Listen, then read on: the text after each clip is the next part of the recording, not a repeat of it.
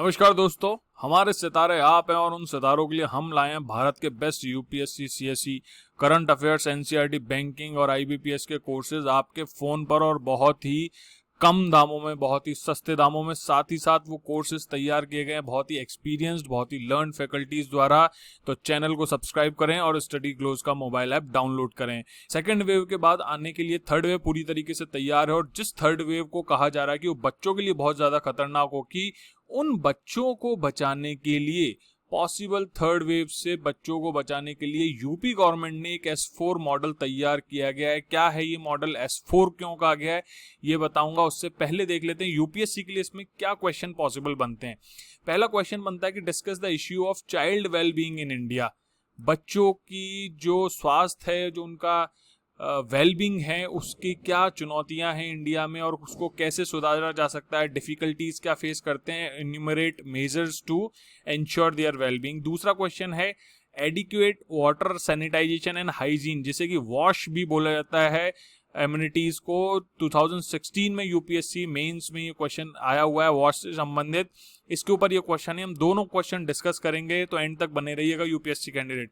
चलिए अब बात कर लेते हैं S4 है क्या। S4 में 4 S की बात की गई है।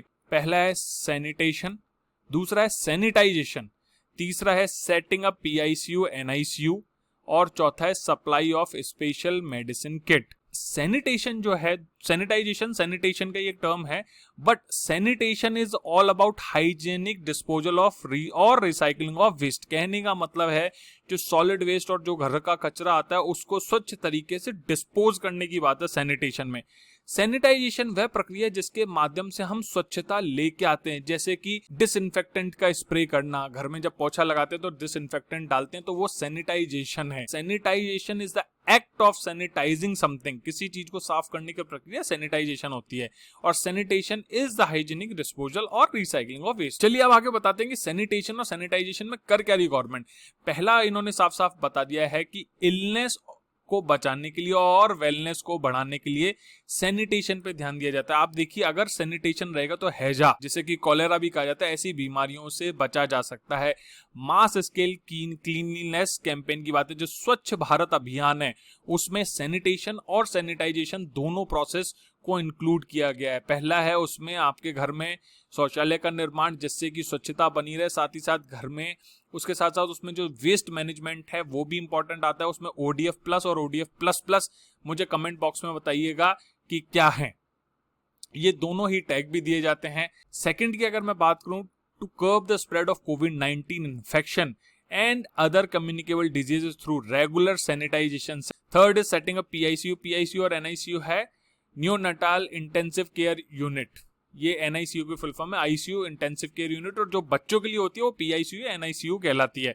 इसके साथ साथ चौथी बात करें तो supply of special medicine kits. इसमें क्या क्या होगा, इसमें सिरप्स होंगे और च्यूएबल टेबलेट्स होंगी बच्चों के लिए all across Uttar Pradesh government. देखिए सैनिटेशन में क्या करना है कि प्रत्येक जो जिला है उसमें हेल्थ और सैनिटेशन श्योर करनी है। और स्वच्छ पेयजल, मैंने आपको बताया कि कुछ पेयजल से जैसी जो बीमारियां हैं, टाइफॉइड है, कॉलेरा है, ये गंदे पानी से फैलने वाली बीमारियां हैं, तो इसके लिए साफ पानी की व्यवस्था की जाएगी जिससे ये बीमारियों से बचा जा सके।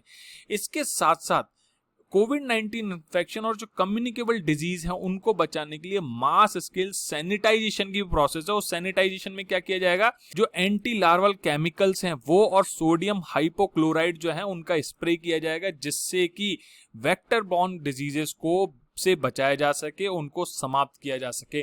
तो ये तो हो गया सैनिटेशन का प्रोसेस, जिसमें स्वच्छ पेयजल की व्यवस्था उपलब्ध कराना और स्वच्छ आवश्यक वस्तुओं को उपलब्ध कराना। सैनिटाइजेशन में स्प्रे करना, क्लीनलीनेस रखना, एंटी लार्वल केमिकल्स का स्प्रे करना, ये स्प्रे है जिससे कि मॉस्किटो ब्रीडिंग नहीं हो सके और अन्य ऐसी बीमारियां नहीं उपजे। साथ ही साथ तीसरी चीज है मास स्केल फॉगिंग की भी उन्होंने बात की है। इसके साथ साथ वाटर टैंक जो है, पेयजल है, उनको भी साफ किया जाएगा। रिमूवल ऑफ गार्बेज, जो कचरा इकट्ठा होता है उसको भी किया जाएगा, और नालों की सफाई की भी बात है। तो आप समझिए सैनिटाइजेशन में क्या क्या हो गया, वाटर टैंक क्लीन करना, केमिकल्स का स्प्रे करना, कचरे को हटाना, ये सब उसी का प्रोसेस है। इसके साथ साथ usage, promote the usage of mask, अच्छे मास्क को उपयोग को कैंपेन में लेके आना, अवेयर करना, फ्रीक्वेंट वॉशिंग और हाथ धोना, जो कोविड अप्रोप्रिएट बिहेवियर है, सोशल डिस्टेंसिंग का मेजर, वो सब लोगों को अवेयर करके इस चीज को लेके आना। साथ ही साथ अभी देखिए इंश्योर किया जा रहा है कि पेस्ट कंट्रोल मेजर्स जो हैं वो भी इंप्लीमेंट किए जाएंगे, थोरोली वो स्प्रे किया जाएगा, ठीक है। इसके साथ साथ कोरोना की जंग में हर जीवन अनमोल कैंपेन चलाया जा रहा है। जो फोर्थ टारगेट है वो है स्पेशल मेडिसिन किट जो बांटना, उसके लिए 4 तरीके के किट बनाए गए हैं। पहला किट है 0 से 1 वर्ष की आयु के बीच में, दूसरा 1 से 5, तीसरा 5 से 12 और चौथा 12 से 18, 0 to 1, 1 to 5, 5 to 12, 12 to 18 years. ये 4 सेट बनाए गए जिससे कि हर बच्चा जो इन्फ्लुएंजा लाइक सिम्टम बनाता है, जिसको हल्का सा जुकाम बुखार है, वो इन्फ्लुएंजा लाइक फ्लू जैसी बीमारी के लक्षण दिखाता है, उसको इस तरीके का किट प्रोवाइड किया जाएगा। अब अपन आगे चलते हैं, बात करते हैं पीआईसीयू और एनआईसीयू की स्थापना की। मैंने आपको बात बता दी, एसएनसीयू की भी बात है, सिक न्यूबॉर्न केयर यूनिट्स की भी स्थापना की बात है। तो इस तरीके से बेड्स भी बढ़ाना है। तो इस तरीके से बच्चों में 4 एस, पहला है सैनिटेशन, दूसरा सैनिटाइजेशन, तीसरा है सेटिंग ऑफ एनआईसीयू पीआईसीयू और चौथा है सप्लाई ऑफ सच मेडिसिन या फिर जो सिरप किट्स हैं उनकी सप्लाई करना है। तो 4 एस के थ्रू बच्चों को थर्ड वेव जो कोरोना की उससे बचाया जाएगा। चलिए अब बात कर लेते हैं यूपीएससी के सवाल की।